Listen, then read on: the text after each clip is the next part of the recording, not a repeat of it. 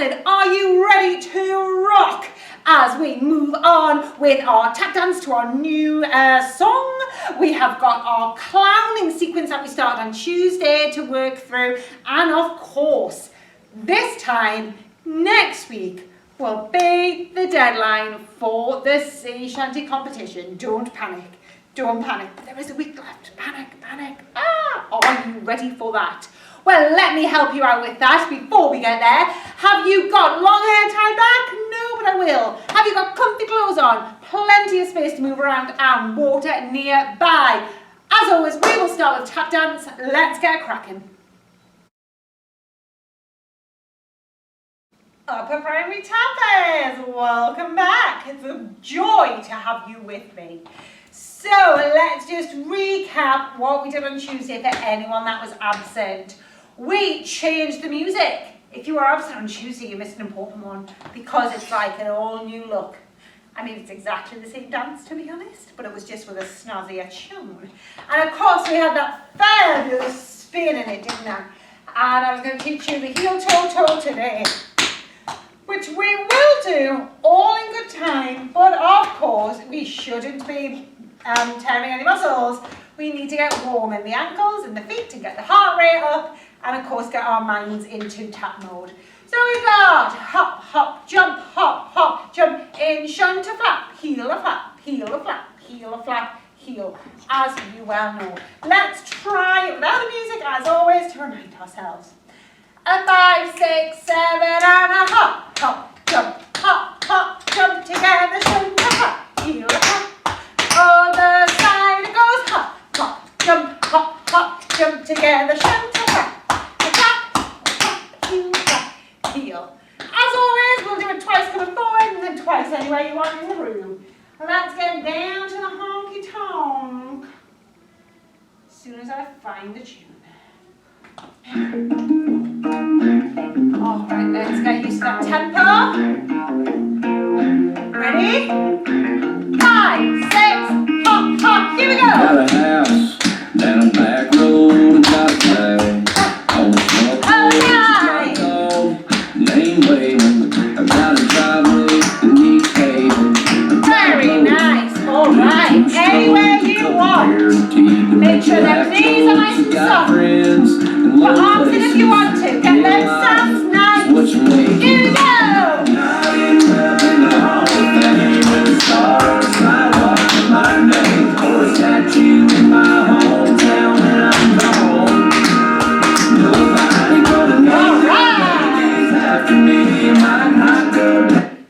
Some of the hardest things you can do is to improvise, which is to make it up on the spot. And sometimes it works fabulous and sometimes it doesn't work at all. But that is a skill in itself. So, as we said, Tuesday's challenge was new music. And then, of course, now we need some new material. So the only thing that I need to tell you is to probably remember is the beginning goes bum, bum, bum, bum, 4 times, bum, bum, bum, bum, before War Van the Man starts to sing. So you need to wait 1 before we start. So it goes bum, bum, bum, bum, and then just the same as normal, folks. And the only thing we need to add on that's new is you use your toes to keep that heel up, and you use it to spin around. Woo! If you have got tap shoes on, it's very good, that whole metal spin going on. And you drag the other toe behind. Alright, and we have these arms, and I told you a name for them. I should use my head to remind you what a little bit of a hint. What does that mean? And it would be called something else if I looked up. Remember? 2 words? Low coordination. Correct, Amundo, if you got that. So we have that spin going on. Alright, let's give it a try with the music, including the spin, and we'll add some more on. I got friends in low places. Alright, let's make sure it's working. Oh, here we go. I had toe. Well, it's a marvelous night for me. Like a heel. Heel toe. The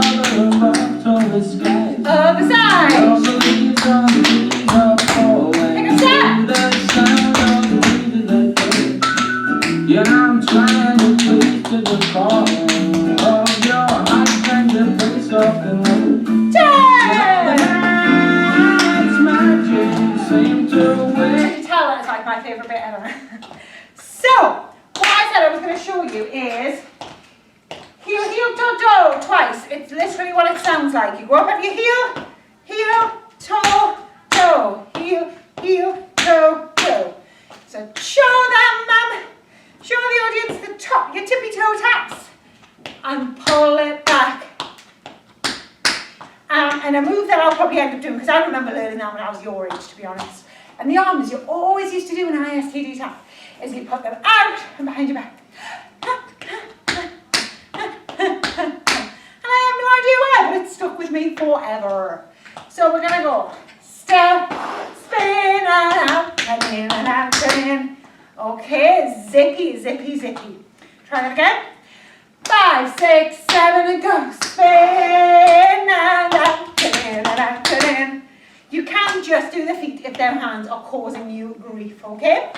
And then all about that, we might as well learn it, and then that means next week's all about the rehearsal.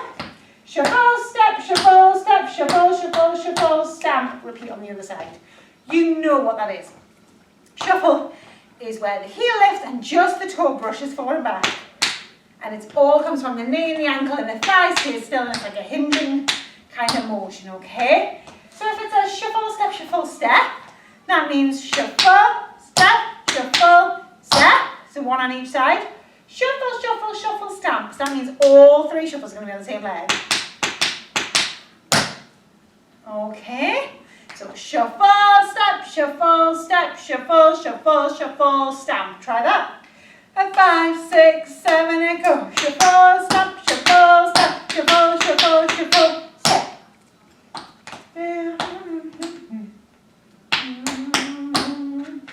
And then we do the whole thing on the other side. Before we get stressed about the other side, maybe we'll do that on Tuesday next week, I don't know. Let's just try that in slow-mo because it's quite quick, alright? So 5, 6, 7, it goes. Spin, stop, and heel, go, go, heel, heel, go, go, shuffle, stamp, shuffle, stamp, shuffle, shuffle, shuffle, stamp. Oh, that felt like that. Oh, okay, we're going to end up with a weird foot. That's fine, we can cope. We've done enough dancing now. Yeah, one more time. A bit quicker. 5, 6, 7, and spin. Heel, go, go, heel, heel, go, go, shuffle, step, shuffle, step, shuffle, shuffle, shuffle, step. And then we're going to go the other way. Spin. Heel, heel, toe, toe, heel, heel, toe, toe, shuffle, step, shuffle, step, shuffle, shuffle, shuffle, stamp. And then, in an ideal world, do you know what we're going to have to do? I'm not happy. Can you tell I'm not happy? Yeah. When you do the spin, stamp that foot down before you go heel, heel, toe, toe. Otherwise, just don't ask, but it's better. So spin, stamp, and heel, heel, toe, toe, heel, heel, toe, toe, shuffle, stamp, shuffle, stamp, shuffle, shuffle, shuffle, stamp, turn, stamp, and heel, heel, toe, toe, heel, heel, toe, toe, shuffle, stamp, shuffle, stamp, shuffle, shuffle, shuffle. And then, in theory,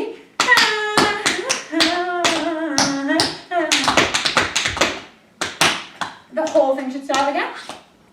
That's a lot of shuffles in one go though. Let's not stress about that yet. Let's do the new bit with the music, alright? Because it's kind of quick. Fabulous custom and romance neath the cover of October skies. All the leaves on the trees are falling to the sound of the breeze they close.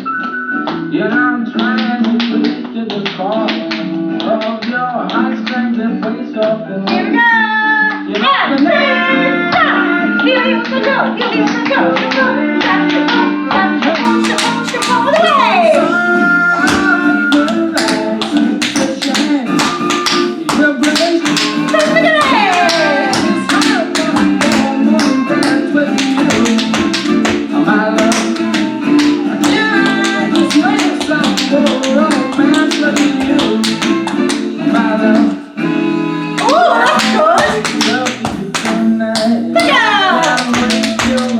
Let's go!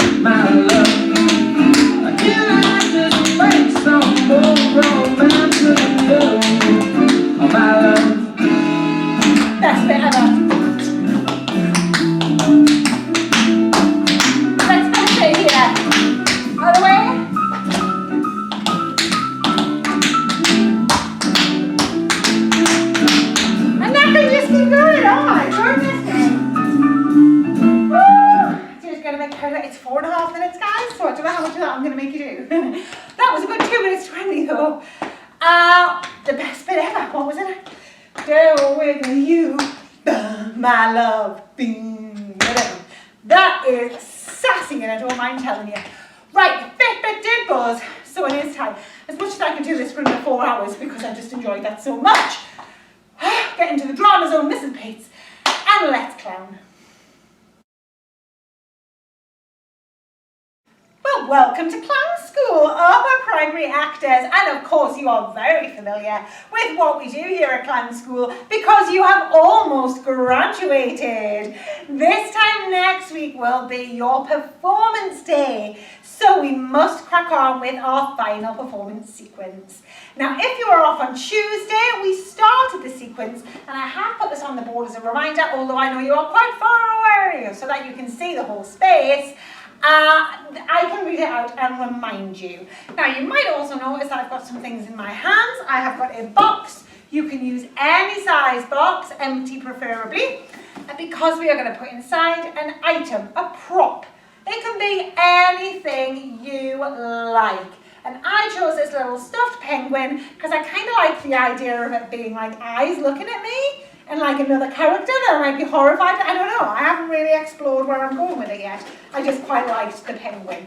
So I'm going to pop my item in the box, shut the box up, and we shall pop that down on the here floor. Okay. So I put it in the center of the space. It's kind of up to you where you want it to go. Now, I'll just talk you through the sequence. There are 8 actions, and we're going to break down each one, okay? We entered the space. We worked on that a lot on Tuesday. Stop and notice a box on the floor. Go to the box. Look inside the box and react to surprise at what we've put in there. Bring the item out of the box and look as if it's for the first time. Interact with the item, and we're going to repeat that a few times. We're going to use the variation through repetition technique. Notice the audience, so that is where we break that 4th wall, and then exit the space with or without the item, which is one of the decisions you need to make for your own drama sequence. But before we even worry about that, there's lots more decisions to make. So if you were off on Tuesday, we explored entering the space, and we had these 5 questions that you had to answer, and everybody's will be individual. So, where are you going to enter from? Who will your character be? Why is your character there? How will they behave? And what speed will you move at? Okay, so you made all those choices, and then we rehearsed coming on. We tried it twice, and I said you could continue the experiment and do what you want to do. I liked my second one, where I faced the back first, because it made my noticing the box more dramatic, and also I made it a little bit quicker, almost like I was lost or possibly a little bit concerned. I don't know. We'll see how that develops. All right, folks, for a practice, let's get off stage and practice our entering that we did on Tuesday so that we remember and it's fresh in our heads, and then we can move on with the sequence, okay? So go to whichever side you chose, find your character, and when you are ready, enter the stage, and we will go as far as noticing the box. Here we go.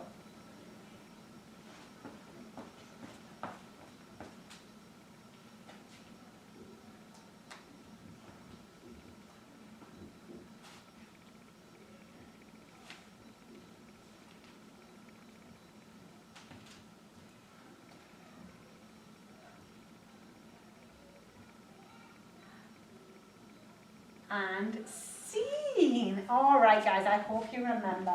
So we have just noticed the box.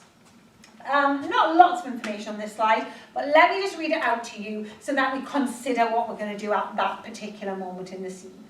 So, at this point, it is important we remember to isolate our actions, which is what we did last week, where we think of one action as one thing at a time. So noticing the box is an action in itself. It doesn't require any other movement or walking, okay?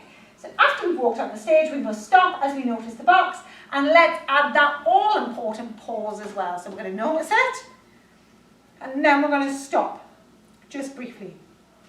Don't forget, we haven't broken the 4th wall yet, so don't look at the audience. So I made that decision to look around the back of the room first because we definitely can't be walking around like this, noticing anyone out front. If you have chosen to come out facing the front, what's a good idea is to look up the ceiling or out into the distance, and then it makes it really obvious when we finally break that fourth wall, right? So if you're facing the front, you can be like this. Anywhere but the audience, and then shoo. Oh, okay, but we'll get to that. So we are going to notice the box, and we are going to pause. Make sure your head and your angle is right down in the box so the audience can see why you've stopped. Let's go from the beginning and add that on, all right, folks? Practice makes perfect, you knows it. So get yourself into character, and when you are ready, do that entrance again. Notice the box and pause. Here we go.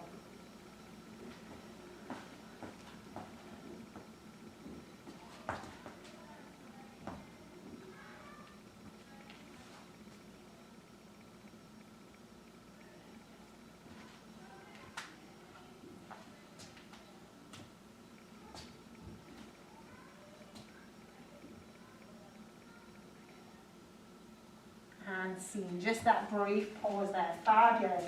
All right, let's move on. We're going to move towards the box. And you've got some decisions to make here, people. All right, let's go through them together as a team.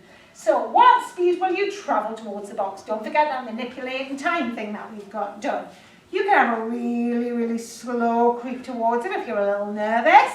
Perhaps you're really excited, so you do a really quick run towards it. And of course, it's going to depend on how far away it is and how big your space is too. So some decisions to make there. Which angle will you arrive at the box? And make sure the audience can still see everything. So I've decided to finish and notice the box from this angle. I was doing it there, but then I haven't really got very far. I've only got 2 steps to get to the box. So hopefully this gives me a little bit more leverage and a bit more to do with it, okay? Now, my angles of the box. I can come to this part, all the way around. Now look what happens if I keep going. All you get is an unattractive view of my back, okay? And all that comes with it. So what we then miss is facial expressions, and then as we go down to the box, of course that's all going to be lost. So one thing I would strongly recommend is do not come to the front of the box wherever your audience or your camera is, okay? And the last thing to consider is when we get to the box, are you going to stay standing? Are you going to crouch, kneel, or sit? Now, I can't physically keep standing because my box isn't large enough, okay? So my options are a crouch, which is down here on your hunkers, as I used to say where I come from, or on your knees, or of course get fully comfortable, sit. If you're doing a childlike one, you might do the legs out, one leg in. There's all manner of ways of sitting as well, okay? So let's just have a little bit of experimentation with the moving towards the box, okay? We'll try it a couple of times and we'll try it a couple of different ways and we'll see what we like. Okie dokie? So let's go from noticing the box, pause, and move towards the box with some of these decisions being made. Here we go, in character, and when you're ready.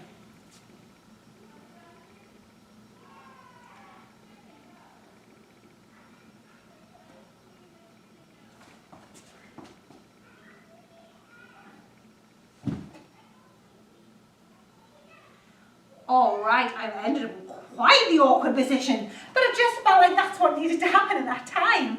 So I played around with the slow and then the quick, and then just honked onto the floor there. Okay, let's give it one more try. Let's try a different way and see how it feels. So let's go again from when we're finished looking around to notice the box, pause, and approach the box. Here we go.